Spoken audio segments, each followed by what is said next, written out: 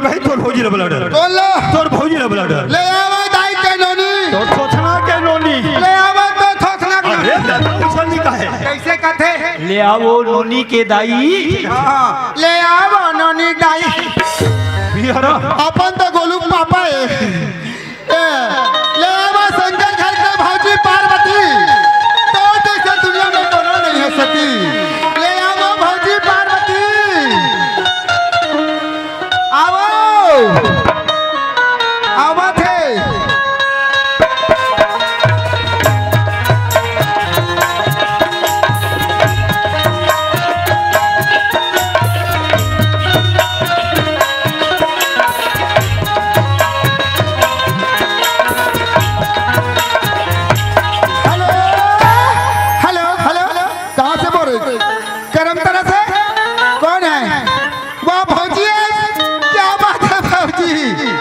भैया से बात कराना है भैया प्रोग्राम में गए ग्राम निकुंभ में महोत्सव होते छत्तीसगढ़ के पूरे प्रदेश के लगा के कल सुबह बात कराओगी चलेगी भौजी सही हेलो हेलो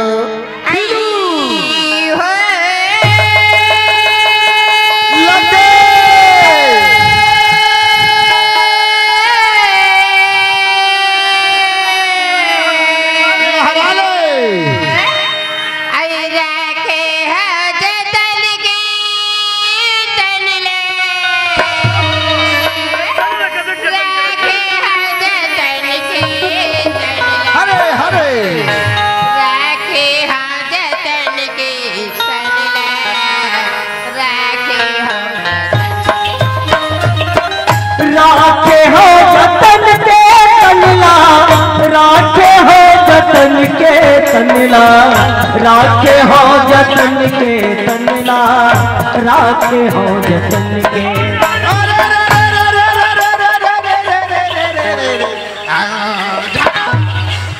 एक दल रह गए हाथी घोड़ा भैया और एक दल रह गए ऊंट रे एक दल रह गए करमदरिया शंकर भोला रे निकुंभ के चारों खुट रहे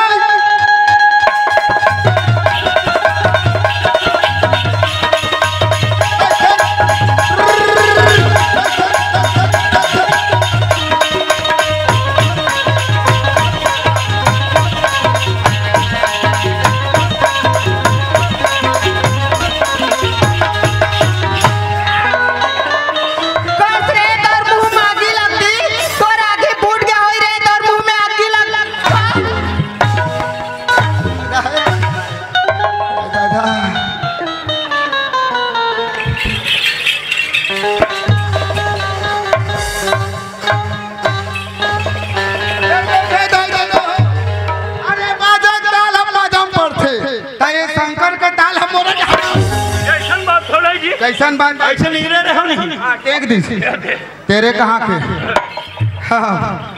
ओहो एकदम स्मार्ट दिखा टूरी जी ईमान से एकदम सुंदर हाँ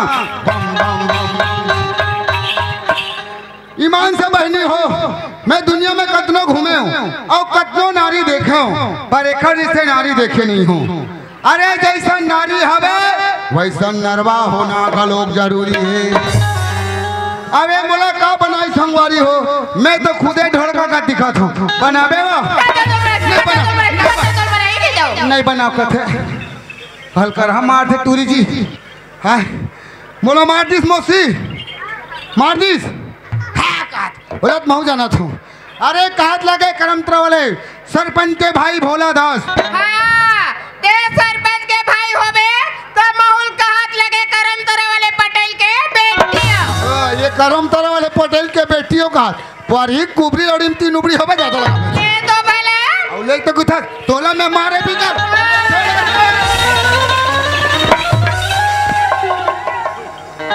ले देखे संगवारी हो इल के भैया हो नारी से देवता हरी कथे अलकर है बिजली संकरेंट है मारी तब फेंका गया पर कोई बात नहीं जैसा नारी हवे वैसा नरवा होना घलोक जरूरी ए भैया गो भैया गो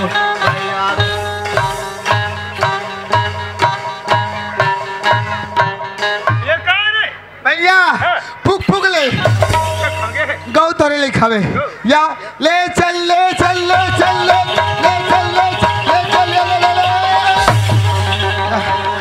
मर गए मेरे दादा, मर गए मेरे दादा। ए भैया तोला मैं कब से अंदोटिया थे किथों में आए, तोला कब से अंदोटिया थे किथों?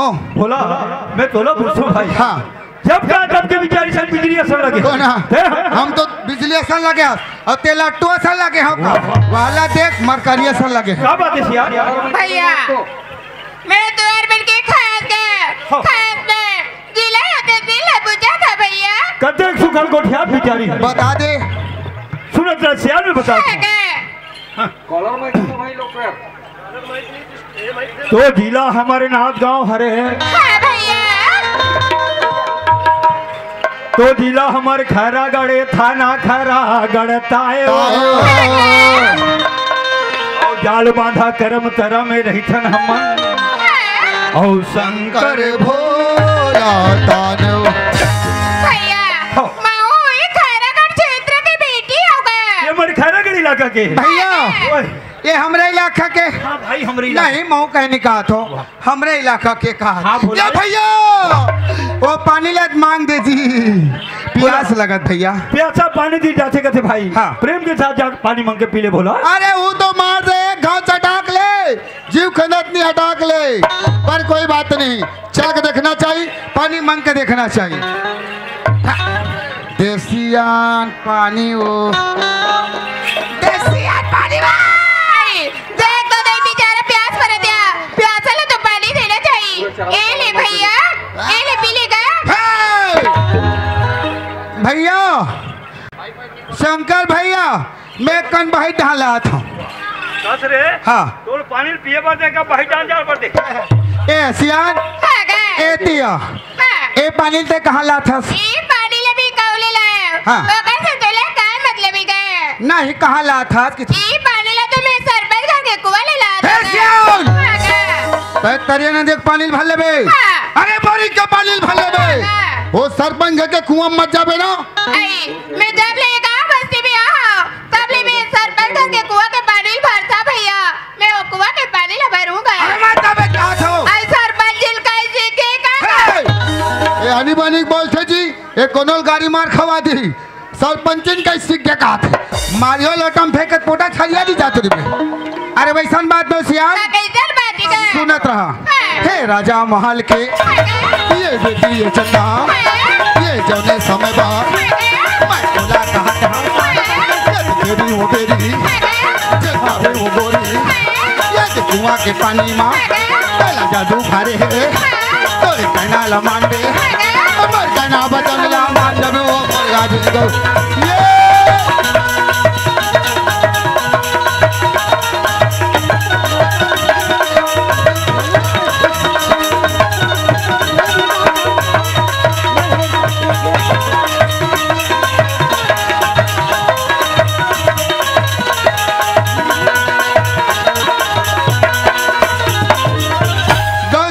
जाबे ना आई मैं जाऊंगा। जाबे जा हाँ हमला का करना है ओ कुआ पार्टी में भुगो बैठे तोला चाबी तोला चाबी तोला चिमटी तोला चिमटी कारे रे तोर खटिया रेंगती कौन हम खटिया में ढेकना बिल बिलाते तोरे खटिया देंगे ही तोरे खटिया रेंगी कारे तितरा तै तितरी काय तितरा ले देखो दाई देता हो मैं दूसरे बहनी के पास के मैं खुद भाई हूँ अब ये मोला तितरा के थे कहाँ रे से तितरीन काय तितरा कोनो मोरदाइल खाए तो खाए मोरदा दल गला काढ़े रे तितरी हाँ देखा से दी तो तोर दाई रानी तोर दादा ला दाई राई दादा खाइस कहाँ रे से टोनी काय टोन हा कौन है काय टोन हा हम तो जुगुर जुगुर बरथन ते बंगा बंग बरथन कवि मान से पहली हो एक गाड़ी दे बनना हमार माई लोगन ले ओ पार है वो अरे यहाँ पार माई लोगन ले और एक दिन कैसे कदे दी दिवाली तिहार के दिन मत का बेरा मंझन कौन कैसे होई ओ इचे के दाऊ रुपये देशमुख के घुसरे रेसनी मजाक नहीं कहा था इचे महोत्सव होते 2 दिन के पहले आए काली घुसार के पानी की तान धक्का लगा भाई धान और उखा घर के सियानीन देखी ना देशमुख घर के मुट्ठी वाले बाहरी धरीस आवाज कुदाई कुदा है ना दौड़ा दौड़ा मन में लगा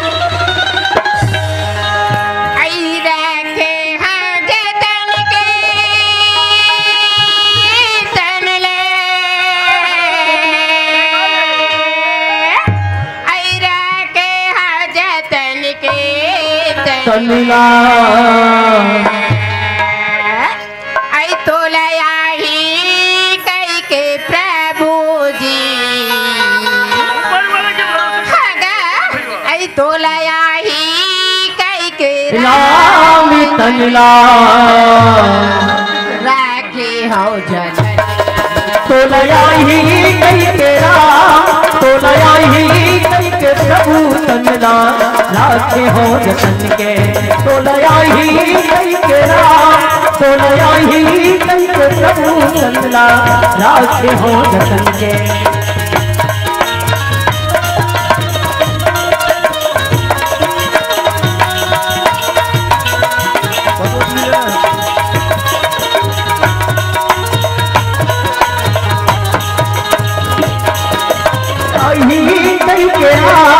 तोलया ही कई के प्रभु तनिला राखे हो जतन के तोलया ही कई के राम तोलया ही कई के प्रभु तनिला राखे हो जतन के। बोलो शंकर भगवान की जय जोहार संगवारी हो।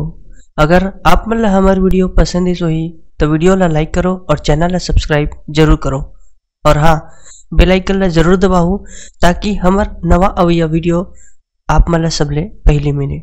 जय जोहार जय छत्तीसगढ़।